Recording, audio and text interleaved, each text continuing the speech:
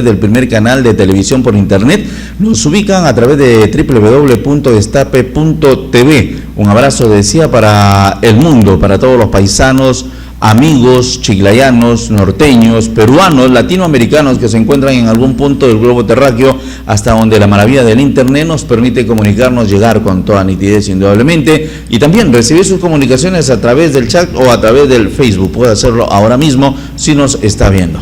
Como también es de estilo del programa, conversamos en cada tarde con personajes, con personalidades, con profesionales, con invitados para poder analizar el panorama político, económico, social, laboral también, de acuerdo a especialidades o a rubros y, cuando no, desde el aspecto político. Esta tarde nos complace sobremanera contar con la presencia de un amigo, diríamos viejo amigo, por la calidad de amistad. Dice que la amistad no tiene que ver mucho con el tiempo, sino más bien con la calidad de amistad que se da. Y nuestro director gerente, Víctor Balcázar Porro, nos indica que antes de continuar con la conversación tenemos que decirle que estamos en la palma de su mano. A través de la magia del smartphone o del Android nos pueden ver sin ninguna aplicación. Es decir, tiene usted lógicamente megas, tiene servicio de internet en su teléfono. Ahora mismo digite www.destape.tv y nos vemos y nos hablamos y nos comunicamos desde la palma de su mano, no se olvide. Gracias, Víctor. Ahora sí, con ese cherry le decía, aquí está con nosotros un médico especialista de cirugía de abdomen. Compartimos gratísimos momentos, responsable, por cierto, de un trabajo consecuente. Sin mayores preámbulos, el doctor Edward Guevara Aringoitia. Buenas tardes, bienvenido. Buenas tardes, amigo Víctor. Bueno, eso de viejo amigo es una designación interesante, porque más viejo que amigo o más amigo que viejo. Pero bueno, de todas maneras, se le agradece al programa de Destape Televisivo por la invitación, porque hay temas de la parte sanitaria que aún vienen siendo consecuencia de una mala información a todos los niveles.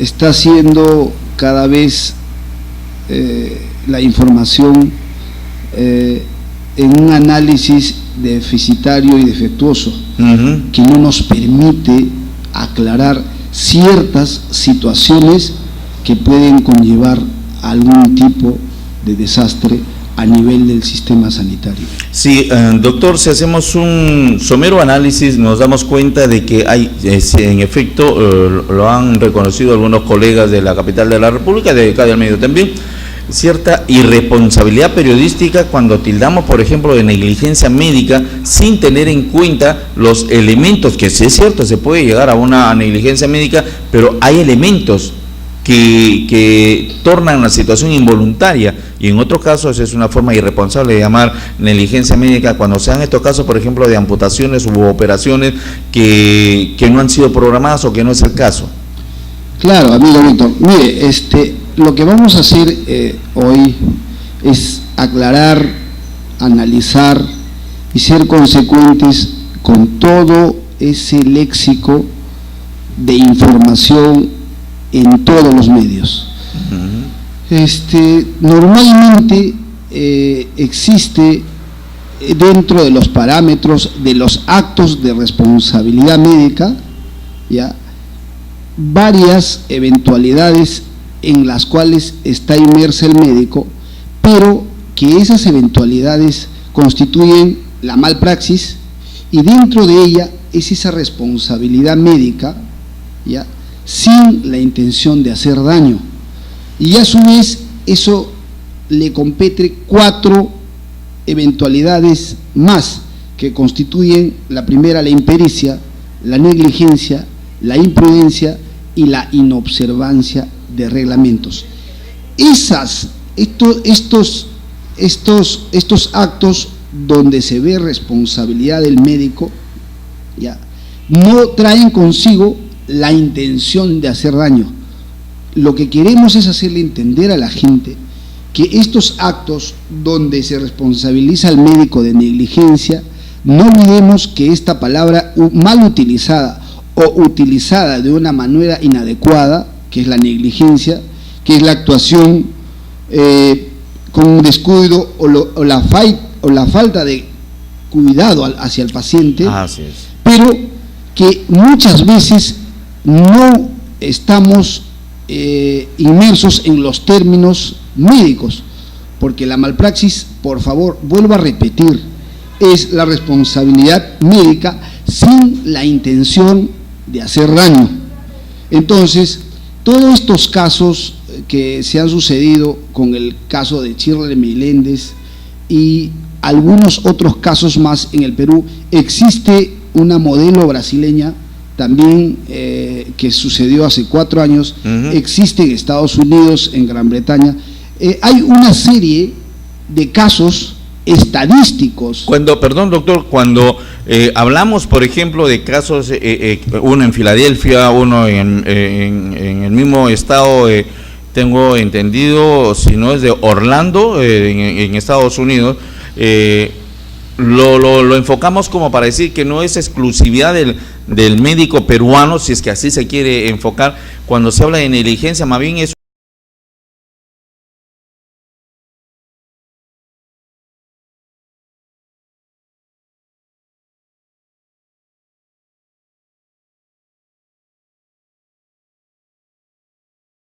La praxis tiene 4 eventualidades: la impericia, la negligencia, la imprudencia y la inobservancia de reglamentos. 4 eventualidades. ¿Cuál de las 4 es más perjudicial? No, ninguna, porque la malpraxis, dentro del trabajo y de la responsabilidad médica, no es dolosa, es decir, está hecha sin la intención de hacer daño. Ejemplo: cualquier cirujano de abdomen, ginecólogo o médico que se dedique a realizar intervenciones quirúrgicas no está exento de algún tipo de complicación que suele suceder en el intraoperatorio o en el posoperatorio. Ahora, eso lo está contemplado diríamos de otro punto de vista en el Código Procesal Penal, que dice si hay responsabilidad penal. Exacto. Entonces, hemos hablado de la malpraxis, que comprende 4 eventualidades. También está la responsabilidad dolosa. Ya. Ahí ingresa ya todo un proceso que se le hace a un médico para encontrar una evidencia de que sí ha incurrido en delito. ¿De acuerdo? Entonces, es la responsabilidad médica con la intención de hacer daño. Ahí tenemos al aborto y a la eutanasia. Entonces, esos 2 procesos, lo que significan, no solo el aborto y la eutanasia, hay algunos procederes de algunos médicos que también son considerados como una responsabilidad dolosa. En algunas oportunidades se suelen hacer actos o procedimientos en los cuales, no por negligencia, se deja algún material dentro del abdomen, pero no tenemos, nosotros los médicos tenemos un código de ética y ontología, tenemos un principio básico que se debe dar, que es el primum non nocere, que es lo primero es no hacer daño.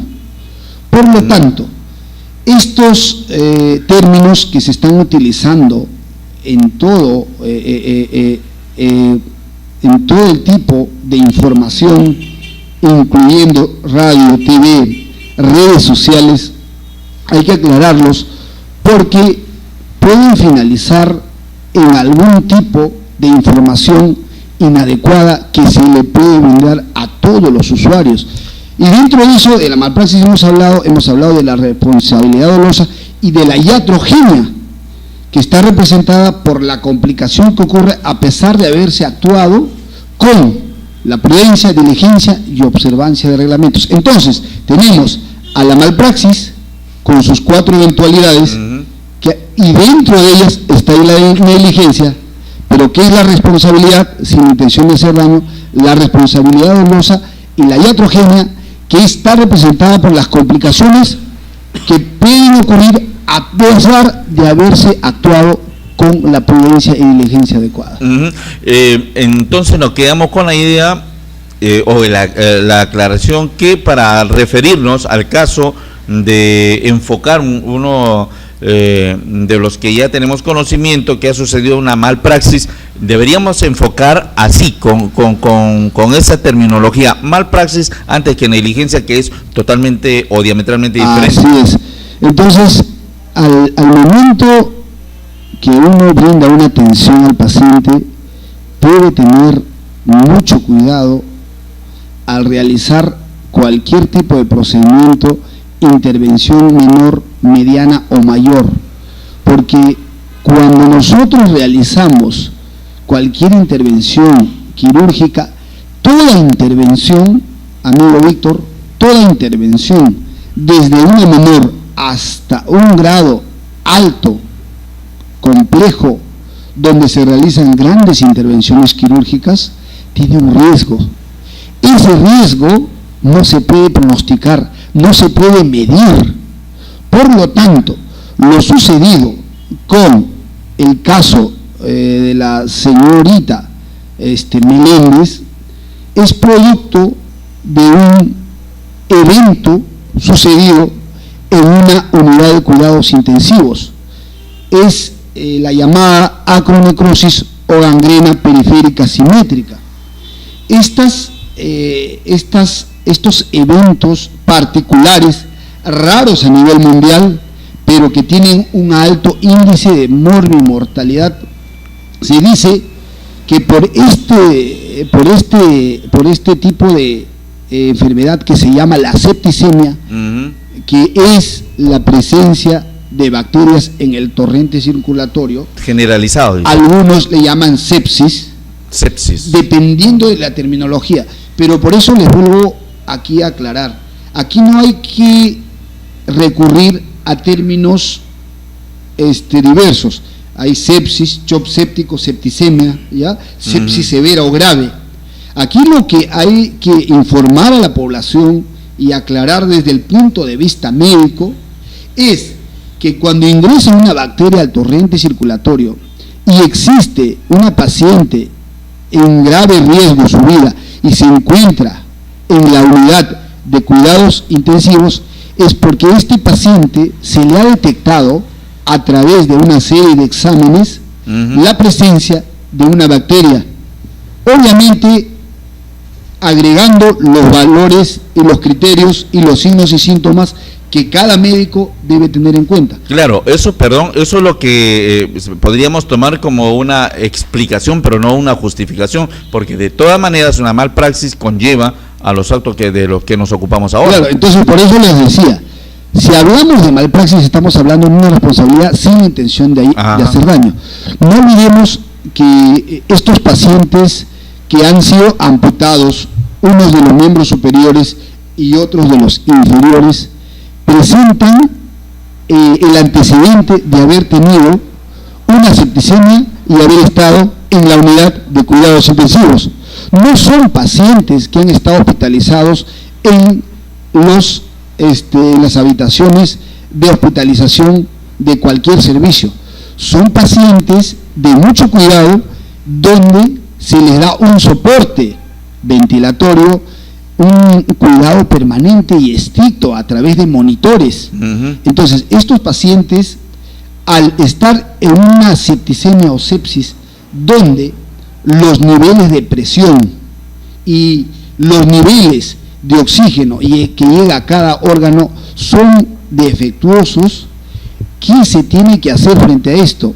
Darle un soporte a través de medicamentos, y uno de ellos es los vasopresores. ¿Qué son esos medicamentos? Son los medicamentos que nos permiten mantener una presión adecuada que permita que los órganos más susceptibles sean irrigados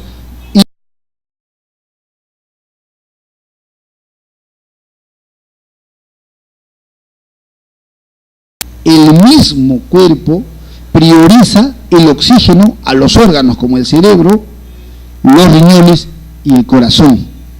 Entonces, dejando de lado o disminuyendo a órganos que no son indispensables en ese evento transitorio que ocurre, que es la septicemia.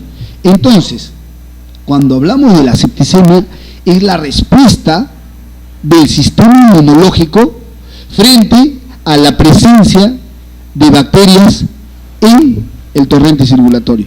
Y eso, obviamente, amigo Víctor, causa y desencadena una serie de eventos que llevan al paciente a un índice alto de mortalidad. No olvidemos que la septicemia afecta a 20 millones de personas al año en el mundo. Y que están en cuidados intensivos. En el caso de Shirley podríamos decir que ha habido apresuramiento, pero lo que explica de alguna manera es que ella ya era una paciente que estaba precisamente en cuidados intensivos, susceptible a que en cualquier momento podría haberse presentado la necesidad, la urgencia de intervención quirúrgica. Doctor, extraordinaria la explicación. Para cátedra, por favor, luego vamos a dar su dirección y su teléfono, su dirección electrónica y teléfono. Hacemos un acápite temático, si me permite, doctor. Sí. Lo he visto también inmerso en el campo político. ¿Hay intenciones de también abordar este desconocido y no tan, diríamos, grato campo de la política?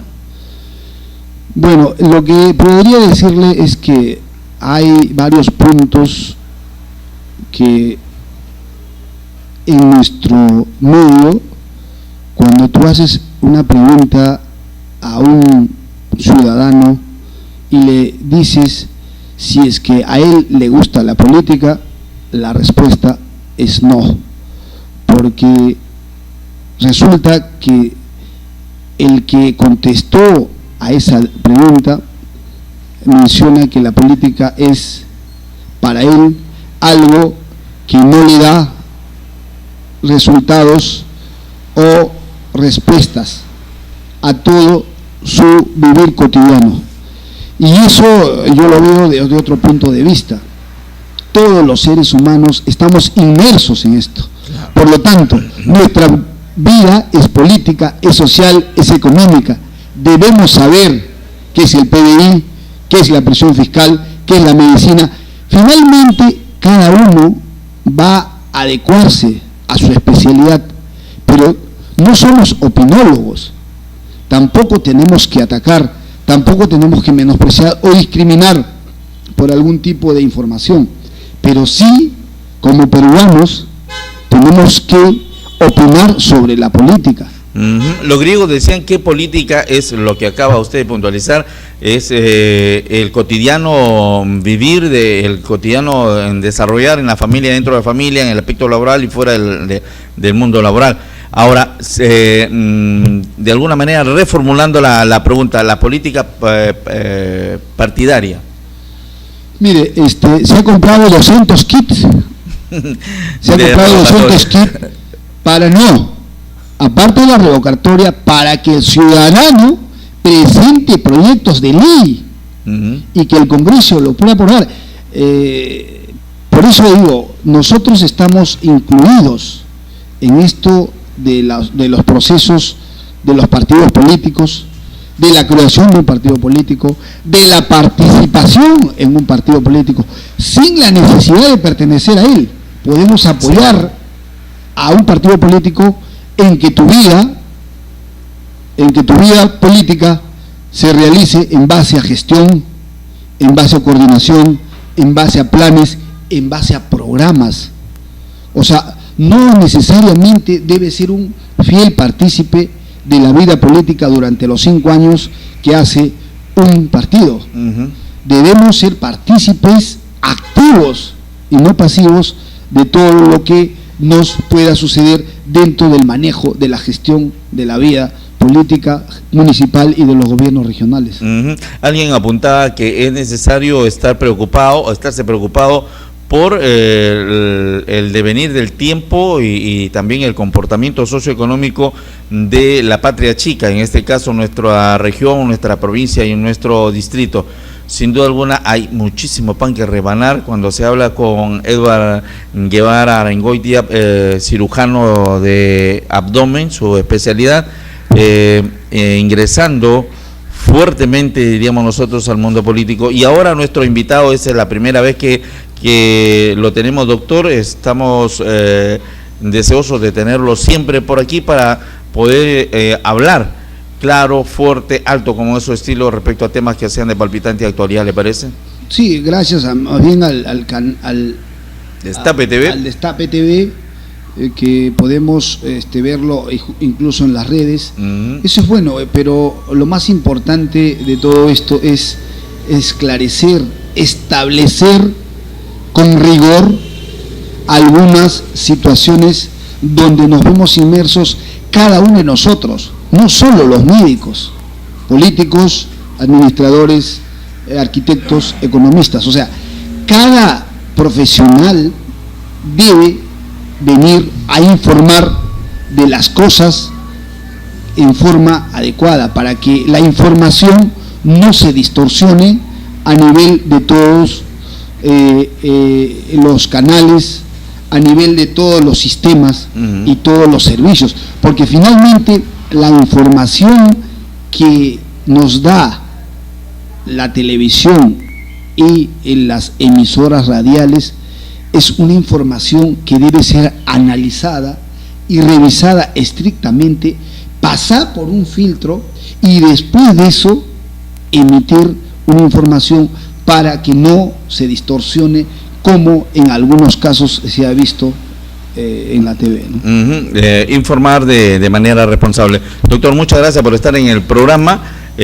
Sin duda alguna vamos a coordinar nuestra próxima conversación, más que una entrevista, es una conversación, sí, para que sea el público el que esté informado desde el meollo del asunto, de donde parte precisamente temas como el que nos ha ocupado esta tarde. Gracias nuevamente por estar aquí. Muy amable, y bueno, esperamos hacer un panel, como usted dice, para opinar, y de todas maneras tu agradecimiento y el gusto de volverte a ver.